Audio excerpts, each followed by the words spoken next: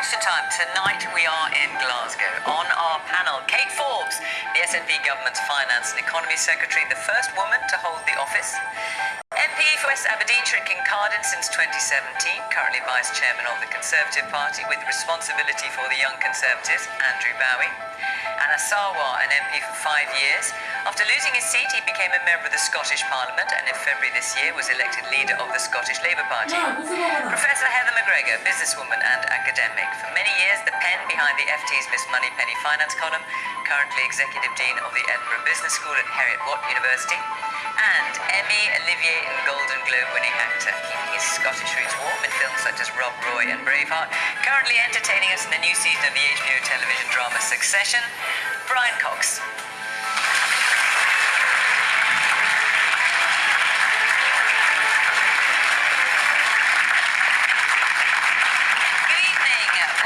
To my panel, welcome to the audience here in Glasgow, and of course welcome to you at home. Do join in the conversation the usual way at BBC Question Time on social media, and let's hear what you've got to say. Okay, we'll take our first question tonight, which is from Alan Kakuba.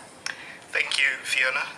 In light of UK-wide COVID cases remaining significantly high and deaths consistently averaging over 100 per day, should the government reimpose more restrictions to prevent a winter wave?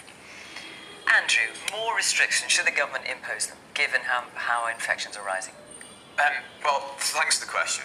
Obviously, the rise in infections is something that is concerning the government. They continue to watch the data and continue to look at the trajectory on which we're headed.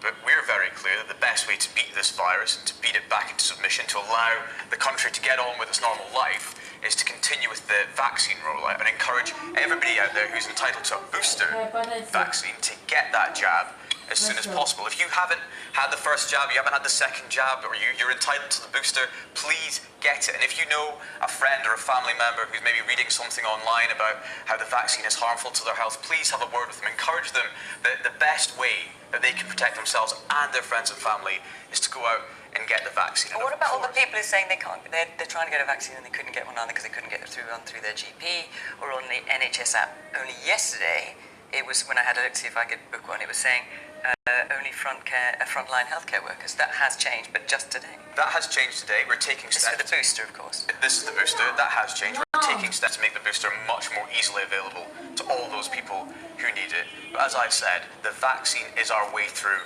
this. The vaccine is our route back to normality, and nobody wants to see a reimposition of any of the restrictions that we had a year and a half ago. Of course, people should take sensible steps. That includes wearing a mask in crowded places. That includes keeping good. Yes. So I mean, people have been. Well, yes. I mean, people have been critical. People have been critical of the government benches for Conservative Party members of Parliament dominantly for not wearing masks. I would suggest that over the summer and the first weeks of autumn, the situation looked very different out there. But as Sajid Javid, the Health Secretary, said yesterday, we've got to recognise that we have a responsibility to set the tone and to set an example. And so I was encouraged today when I saw the television that a lot more of my colleagues were wearing masks in the Commons. I certainly will be now, given the numbers that we're seeing. Because I think we do have an example to lead this country and to demonstrate that taking sensible small steps, like wearing masks in crowded places, can have a big difference. But the biggest difference is getting the vaccine and getting the booster if you're in. So Brian, the UK recorded more than 50,000 COVID infections today. That's for the first time since July. The question is, should governments reimpose more restrictions? What's your view? I think it's a mess. It's an absolute mess. The left hand doesn't really know what the right hand's doing on this, and clearly, I love the idea of normal life, and we aren't living a normal life. It is normal life. It's certainly not like that at the moment, and it's not going to be like that, whatever that may mean, eventually. But I feel that we do need to be vaccinated. We do need to be responsible. I think Scotland, I have to say, is a very good example of what's going on. I think in the south, there's a lot of headless chicken activity, quite frankly. And it's interesting that the Conservative Party are finally catching up, and now they're all wearing masks. but they should have been wearing masks all the time as an example. And it's the example that's important for the people. That's what Parliament's supposed to do. They're supposed to represent the people and the needs of the people. And so the masks are terribly important. They really are. I've had COVID. I know what it's like. In fact, in my case, it wasn't too bad.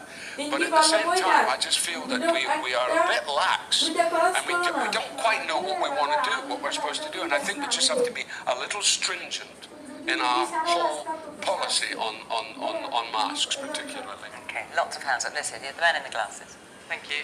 Andy, with the greatest of respect, you're saying Sajid Javid has made these comments, but the leader of the House openly said today... Just Jacob Rees-Mogg. Yes, said that Tory MPs don't need to wear masks because you all know each other. Now, I'm a nurse who qualified and started at the very beginning of the pandemic. I have real lived experience of what it's been like for patients and families, and also my colleagues who have worked until they are burnt out during this COVID crisis. But Kate, also our government aren't doing the best either. If I'm honest, you're talking, Brian, that Scotland's doing so much better, but our government, we're now having to deploy the military because of the large numbers of nursing vacancies in Scotland. So what is the government going to do to tackle that? We're about to come into the winter where everyone has been shielding. We've got massive amounts of colds and flu on top of COVID, and yes, vaccines are great, but the NHS is bleeding. Okay.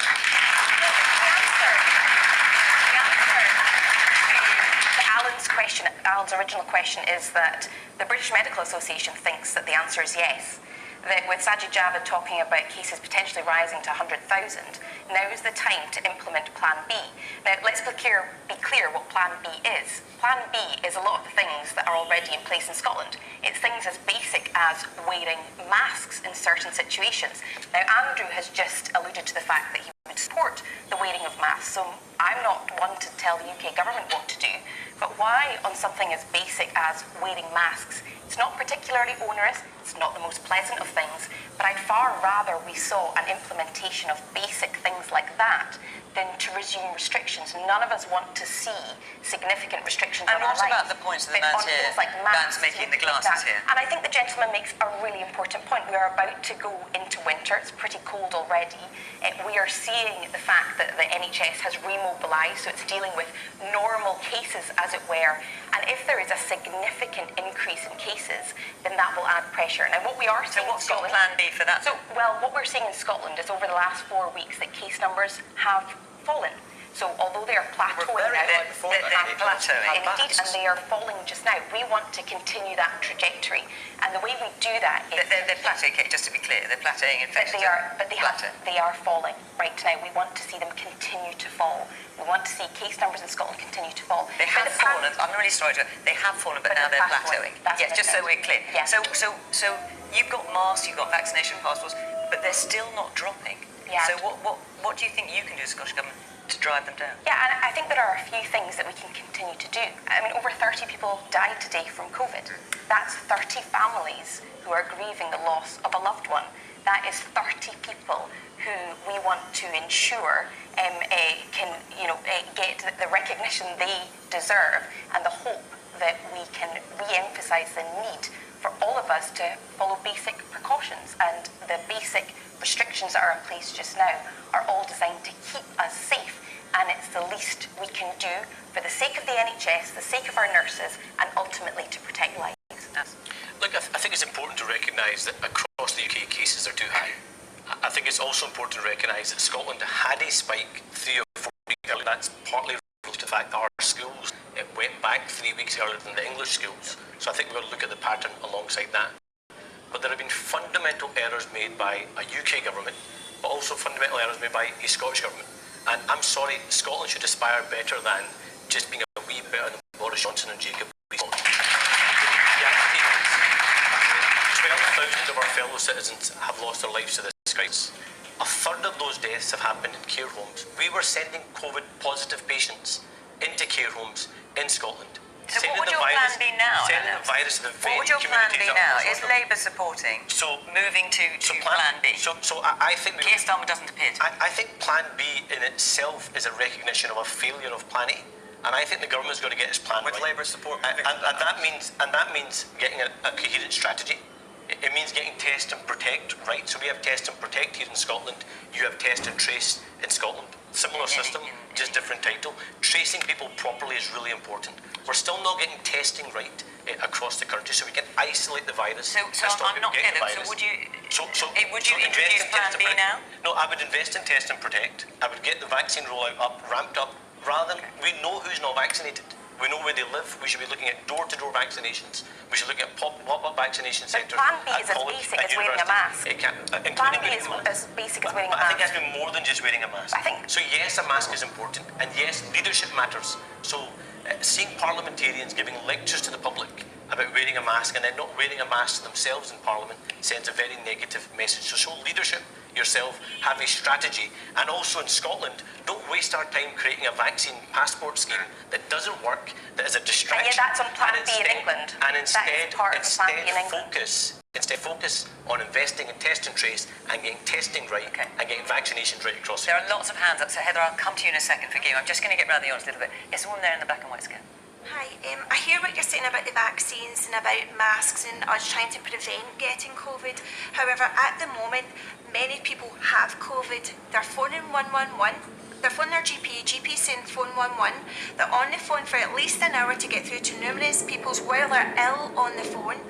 The services at the moment are not fit for purpose. They're not set up. People are waiting outside to get into hospitals.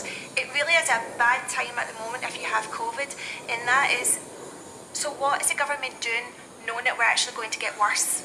Because we're not set up. And let's try to top with the glasses. Having 30,000 people descend in Glasgow for COP26 is the right thing to do in this situation. One here in the red sweater, yes. As someone who works in education, I felt like it was disrespectful for us to be the only ones in Category 1 key workers that were not offered the vaccination. We were in hubs the entire time. We've gone back to full capacity since last August. Some of our staff still aren't vaccinated because of our age, despite the fact we are frontline, kind of. And the children I work with don't even have to be tested. Those children can be symptomatic and still come to nursery because they don't have to be tested. So how is that protecting us? So you're talking about staff under 18 then, are you? Or Yeah, we have modern apprentices. Right, I see what you mean. The man there in the pink top. Teaching staff, there's a really important point. Teaching staff. So if we accept that part of the spike is related to schools going back and schools being hubs about spreading the virus, actually teaching staff not getting rapid access to the booster programme and the second dose is part of the problem and puts a greater risk on those frontline staff. So the lady's absolutely right, and I hope England can learn from that mistake now that their schools are going back that we made here in Scotland. Heather, let me bring you in now. Should governments reimpose more restrictions to prevent a winter wave? No, personally, I would like less restrictions, actually, because I'm sitting here in a room with 60 people in a university lecture theatre. I'm not allowed to do that at the moment, actually, at work. I can't teach a class of more than 50 people. This would not be allowed.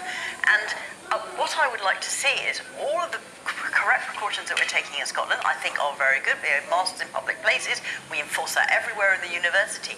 But unlike in England, we are not allowed to teach people in larger groups yet, even with social distancing. And so I would like to see that changed.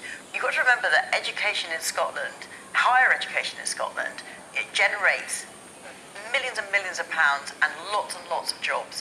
And so we have people coming from all over the world who actually this time have come back to Scotland. They've chosen to study in Scotland and they can't actually come to class because we don't at the moment have the same rules as England. This virus is with us, as was said by Brian. This is going to be not normal life again forever. You know, we are going to have to live with this for the rest of our lives. We need to find a way to work with it, and I, for one, would welcome fewer restrictions. The man in the pink top at the back. I've been fortunate enough, I've just come back from Spain and had to be tested. But personally speaking, I think the test we do ourselves at home is a farce. If you were being serious, we'd be sent to a national health testing area, pay for it, I don't mind paying for it, and it was tested by a professional. And then you would know it has been tested correctly. The man there in the green top. And Star Wars response to the question is just representative of what Scottish Labour have done over the last few years, and have sat on the fence and have never given you a reason to vote for Scottish Labour. The woman there in the white t-shirt. I'm a university student myself. I go to Caledonian, and I really, really feel for the people who have come all the way here and paid well over £9,000 and stayed here the whole time to have online lectures. I'm in university 3 years. I've been in the university for 3 years, and I'm in university physically for 3 hours a week. I don't pay for university. I'm lucky enough that I don't. But I've come here from the Netherlands. I've paid my dues, and I'm in university for three hours. And even the online stuff, as they're trying really hard, but it's not cutting it. What are the government going to do for university students? Because we're really suffering. Okay. This woman here in the front of the back t-shirt. People are taking lateral flow tests. They're going to concerts, having seen they're negative. But that depends on the person, because you're answering your own question. So once you take that test, you're asked, are you negative or positive? So if that person's not truthful, they can say they're negative, go to a concert and pass it on. There's no protection. We've got a number of questions to get through tonight, so I'm going to move on. Before I do, I just want to tell you that next week we will be in Stockport with the entrepreneur and former Dragon's Den investor Jenny Campbell, and chairman of NatWest and former deputy governor of the Bank of England, Howard Davis. And the following week, we're in Eastleigh, so do come along and join the debate. You can be in the audience now. It'd be great to see you, so do apply. You can apply on our Question Time website. You follow the link there. So, Stockport next week, Eastleigh the week after, and we would love to see you. Right, let's take our second question, which is from Ingrid Rich. Ingrid. What is being done to protect women with the reported increase of spiking, including by injection, across Scotland and the UK? So this is... Ingrid, you're referring to a number of reports that have come, certainly from Scotland and across other parts of the UK, I think in Nottingham and Leeds, where women reporting having been spiked with needles in nightclubs and then blacking out. Also, there's women have reported having their drinks spiked, so tampered with before that. Is this something that's worrying you, Ingrid? I have generally never felt more unsafe to be a woman going out and about. I've always been a bit worried about getting my drinks back, but I just don't think that anyone would look after me if it did. The staff members and bouncers in particular, they just seem to take you out of the club and get you a bit far enough away and then get you leave out. you. Yeah. Right. Well, I'm sorry to hear that you've never felt more unsafe, because that is not the position anyone wants to be in or to feel. Heather, I mean, I'm asking you, obviously, is in terms of your role at Heriot-Watt University, when you hear something like Ingrid saying something. Ingrid, I really feel for you. I mean, nobody, as Fiona just said, nobody should feel like that. So what can be done? I mean, that's the question. Yeah, and what can be done about it? Well, first of all, this is happening in clubs mainly. It's happening in big nightclubs, in crowded clubs, and I think that the venue owners and the venue managers should have a duty of care towards their customers, and I applaud the people that are boycotting some of these places because of this, because they haven't got a duty of care. Now, I have thousands of young people under my care, and we have a duty of care towards them. I have 1,500 of them actually living on campus alongside me. We have a 24-hour app. I'm sure those of you in the audience who are students will know exactly what I mean. That when anything happens 24/7, 7 days a week, you just press the app and somebody will come to you. We run a central security service that will do that, and that is the kind of thing that I think needs to happen. These venues have to take responsibility for the people that they have on the premises. They are, after all, handing over money, and I think that they need to exercise a duty of care. Kate, what can be done? Well, I would like to think that I could classify myself as a young woman in much the same shoes as you are, and I understand that fear, as I think so many women, not just in Scotland, across the UK and beyond, understand that fear. And I think from my perspective, there's three things that I would say. That one, legislation is really important, but it's never enough. You can have the legislation, but there's two other things you need. You need rigid enforcement of that legislation. And I know that Police Scotland are doing a lot of work right now to get to the bottom of those reports. But there's something else that we need that's perhaps even more important than legislation, and that is a cultural change. And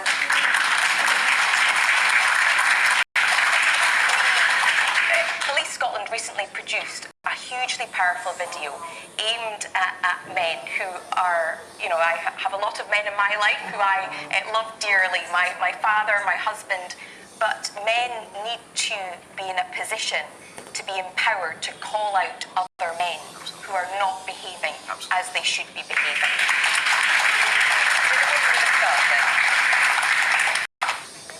It is a wider debate. I think it's important that prevention should be seen rather than a cure, and legislation won't solve everything. I think that people need to be aware of what children and what boys are being exposed to on the internet, and that what is acceptable and how people should be treated equally, and why women have to be fearful of what they're actually, where they're going, and if they can go out clubbing, whereas actually it's the people, the perpetrators, and the focus should be on them and on educating them that this is not acceptable, and that it will need to change, and that people will stand up and say, no, this isn't just part of society, and that girls need to be careful. It's the people who are taking part and doing this that need to be called out. I'm a Glasgow taxi driver, and I've been picking up girls like this for years, actually. When you say girls like this, what do you mean? Well, I'll give you a for instance. I picked up a lady who was married with a couple of kids, who was out with her friend for a couple of drinks. When I pick her up, she's coming from a house, 5:30 in the morning. She doesn't know how she got there. She knows the people, but she's married, 2 kids. And how does she explain it to her husband, she says to me? She refuses to go to the police because of that. It's been going on for years. Oh, I see. So you're saying that her drink or had been spied or she'd been interfered with in some way? Yeah, it was spiking drinks for years is what was going on, not the drugs, but the spiking drinks has been going on for years. I think actually the only way to stop it is to introduce maybe the equivalent of if someone's got a knife, if someone's using that, they should be looking at a prison sentence maybe for a year, 18 months. That would nip it in the bud, and that would actually send a signal to these guys. Too soft. Yes, the woman there. In 2016, the Scottish Government actually produced an equally safe act, and it was made a priority to look after women and gendered violence. It's not been done. I think the Scottish Government has failed on that. It's been passed, but nothing has changed. Brian, I don't know how much you've been following this with these reports that have come out in the papers recently. Spiking with a needle, it's something I had ever heard of. This is the question for me, is the accessibility of the drug. Nobody's actually looking at that. How do these people get this drug? Well, we don't know what we don't know. The idea of a hypodermic needle, do they fill the hypodermic? Do they? And there's that which it's a very. Nobody's really looking at that element, because folk behave in a certain kind of way after drinks or what have you. But I find it extraordinary.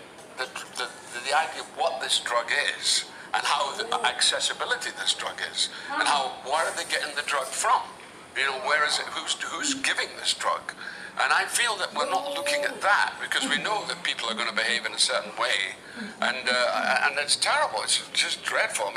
I couldn't believe it when I heard today about the needle, and I'm thinking, and these lasses having to wear these thick coats in order to protect themselves. But I'm thinking, where is this drug, and how are they getting it? And I think we also have to look at that. And nobody's actually talked about that. Nobody's actually talked about what the drug is and the accessibility of the drug.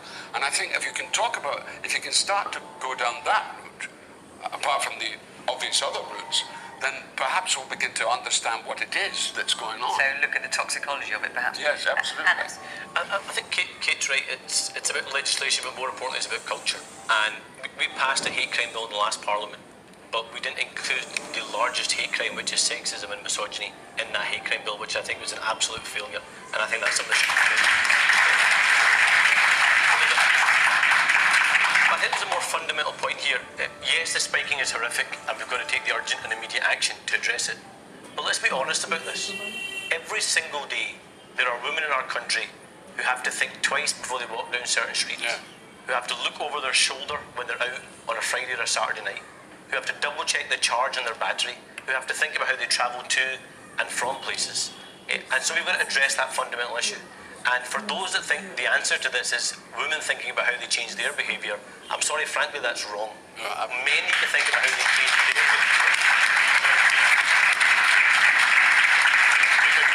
We should not be living in a society where any human being, regardless of their gender, their faith, their sexuality, has to think twice about where they go. And that's sad, the sad reality of the salt in the UK we live in right now. We've got to fundamentally change it. The woman there in the black sweater. Gender-based violence doesn't just happen to women. Mr. Sarwar, again, you mentioned misogyny. Do you know what the male equivalent is of misogyny?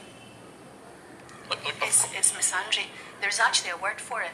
I appreciate that violence against women is horrendous, it's on the rise, and it's the greater part. And it is the greater part. But we shouldn't forget that it does happen to men as well. Men get their drinks spiked, men get jabbed, and I think it would be a mistake to focus completely only on female. If we talk about gender violence and we only ever talk about women, we forget that it happens to men. I think the woman, let me just say a bit about the woman here in the blue dress. Yes. Hi, I'm a former police inspector, having served in Scotland and down in the Met and county forces. And I just want to look at some of the aspects of what the panel have been saying about this. First of all, we need to gather intelligence. And if we don't get people coming forward, male or female, coming forward and talking to the police, allowing themselves to be forensically examined, because we don't know what type of needle it is, because I'm sitting here thinking it could be an EpiPen, because an EpiPen is far easier to disguise and use. But we need to do the toxicology and find out what it is. So we need to do this intelligence gathering. When it comes to evidence and trying to find out who the perpetrators are, that is a tremendously difficult aspect. Because if you talk to the CPS or you talk to Procurator Fiscal, the evidence has got to be there where you've got an opportunity of taking something to court. Is there a realistic prospect of a prosecution being successful? And we hear so often about sexual assaults that are not successful at court, and that's one of the reasons why, because gathering the evidence is so difficult. So where does that leave Police Scotland and all the other forces in the country?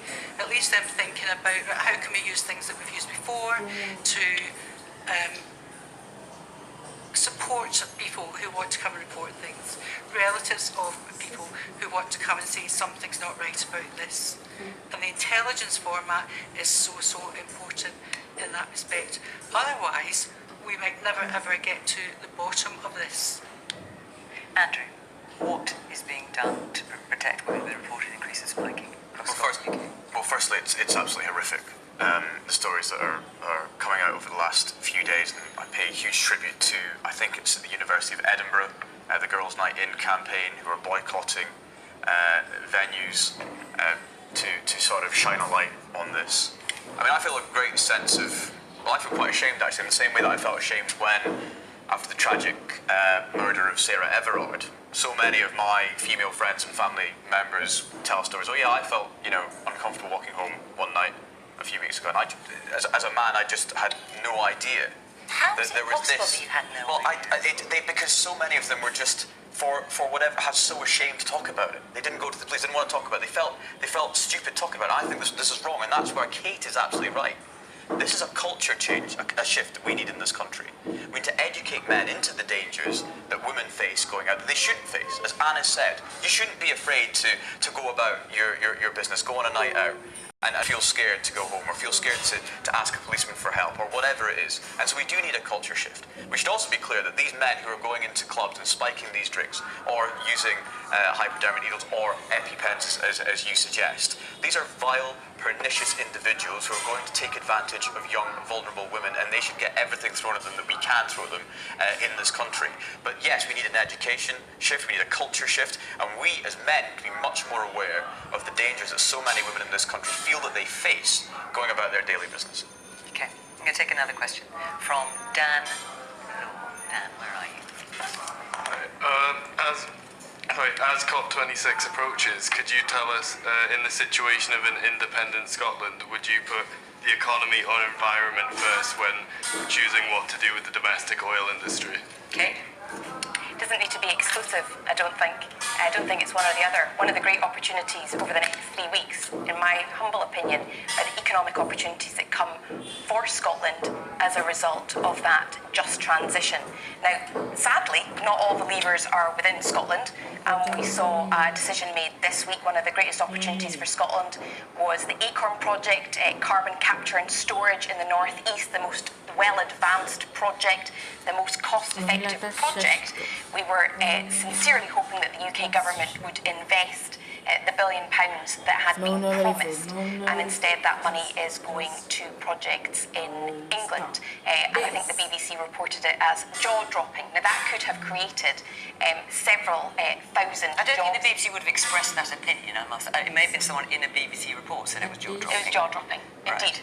A lot of jaws dropped in the northeast. Whether or not they support me and my party, there was a lot of surprise. Now, opportunities But what about in terms of the domestic oil industry? If you've got a legally binding target, which you have, to achieve net zero emissions by 2045, when do you envisage phasing out the domestic oil industry? Yeah, so this is my point, that with a just transition, there are opportunities to create new jobs when it comes to that phasing out. And the carbon capture and storage in the northeast is a great example.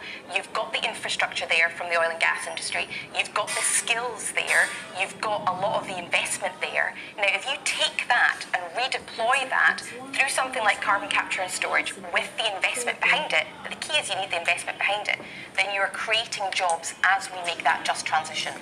And your partners in government, the Green Party, are against investment in any carbon capture and storage. And your leader, Nicola Sturgeon, is unable to say whether she supports further exploration and drilling in the North Sea. Andrew, a few months ago, the dangers of not having a domestic A few months ago, you stood up in the House of Commons talking about the benefits of the North East Initiative and project. Absolutely. This week, the UK government chose to bypass the most advanced and cost-effective carbon capture and storage opportunity in the UK, which is in the northeast. So the northeast economy has contributed over £350 billion of oil revenues over the last few decades.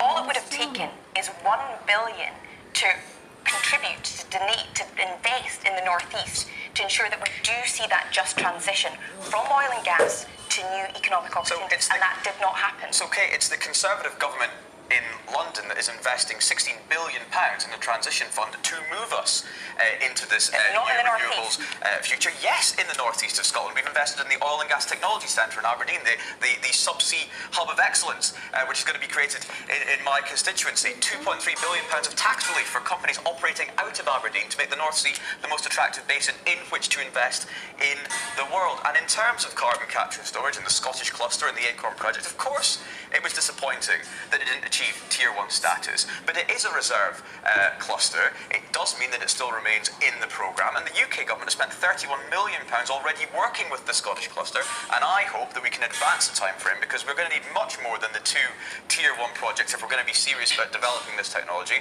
and I remain committed to working with the UK government and with the Scottish cluster to advance it more in the future, because the Conservative Party is investing and does care about the North East of Scotland, unlike the Scottish National Party government in Edinburgh. Brian. Oh, sorry. Joseph, I don't think you're looking skyward. This is not a party political issue. We're in deep shit. We really are. And we really have to face up to it. Scottish one, I'm well and truly scunnered, quite frankly. We've just had the report coming released today about the investigation that they found out that both South America and Australia and Saudi Arabia want to circumvent what's going on. And the planet is being destroyed. And we have to rethink it. We have to make certain sacrifice in order to get better. And we still want to fall into, well, we can't afford that because we'll lose that. But we have to think first and foremost about the planet and our responsibility to the planet. And that's... And, I mean, the question question is about an independent Scotland putting the economy and the environment first. Well, I think they have to put the economy, the environment first. I mean, I really do.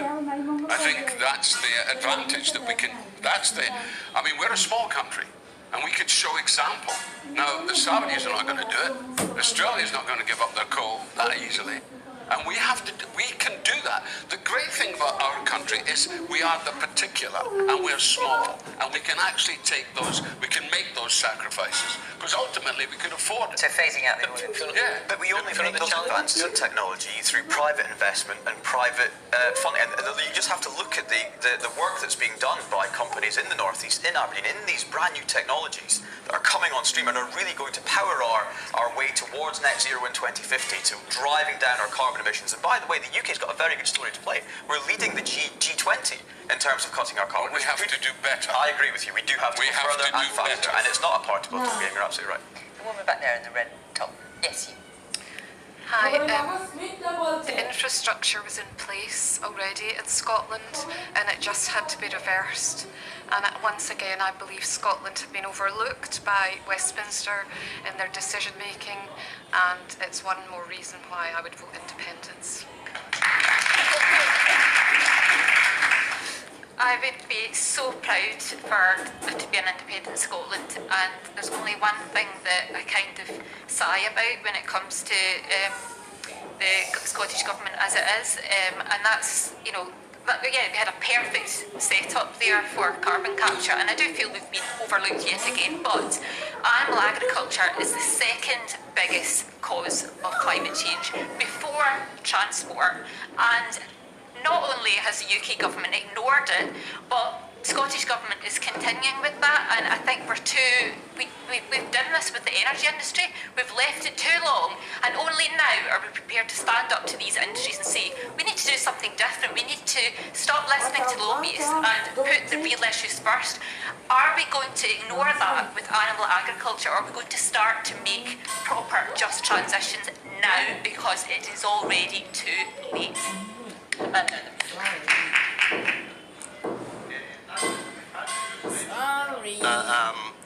They're investing billions and billions in the Northeast.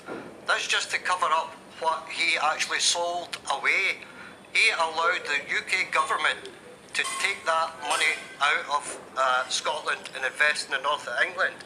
And in a typical Tory fashion, he starts hitting us with all this thing about we've invested 132 billion, 125 billion. Nobody can check all these figures. And the Tory ministers are good at this for everything they do. The first thing they bring in is their investment in this, their investment in that. He sold Scotland down the river by not allowing the North East project to go ahead. When you say he, you're referring to to Andrew himself, so right. It's not far away from his constituency. He probably represents that area. Well, I don't represent St Fergus itself, but of course the subsea technology, which is very much, and the industry, which is very much based in my constituency, obviously is invested heavily in it. Hence my disappointment they didn't get one. Boris told you that it's not going to happen in Scotland. Hence my disappointment that they didn't get tier 1 status. The schoolboy says, "Okay, Boris, if that's what you want, that's what you'll get. Never mind Scotland, you do what you want with your living and up." So it's still in the pipeline. This is not for some years. This is the truth of the matter. The UK government is committed to working with the Scottish Government to develop and move the plans forward so that it can come on stream. Yesterday was only the start of the story. We're a long way from actually developing clusters around the UK that we can sort of take forward CCUS at the scale that we need to. And I'm really confident that in time, the Scottish cluster will be a part of our overarching plans to do that. But we are investing billions in transition. We're investing in the North. So you need to have a look at Where's all the billions coming from? Okay, all right. I'm just going to forgive me, sir. I'm going to get around the rest of the panel, otherwise it will just be you and the Andrew show, which has a slightly entertaining side in some ways, but I think let's move on. Anna, so I want to come to you. So the question is, as COP26 approaches, could you tell us whether an independent Scotland would put economy or environment first when deciding what to do with the domestic oil industry? Look, I think the challenge is climate change doesn't recognise borders. So to turn an issue of global cooperation and the eyes of the world being on Glasgow and the requirement for international leaders to work together to challenge climate change, to do the very thing that Brian says we need to do to confront the climate emergency and save the planet, to reduce that to a constitutional debate about Scotland's place in the UK, I think frankly misses the point.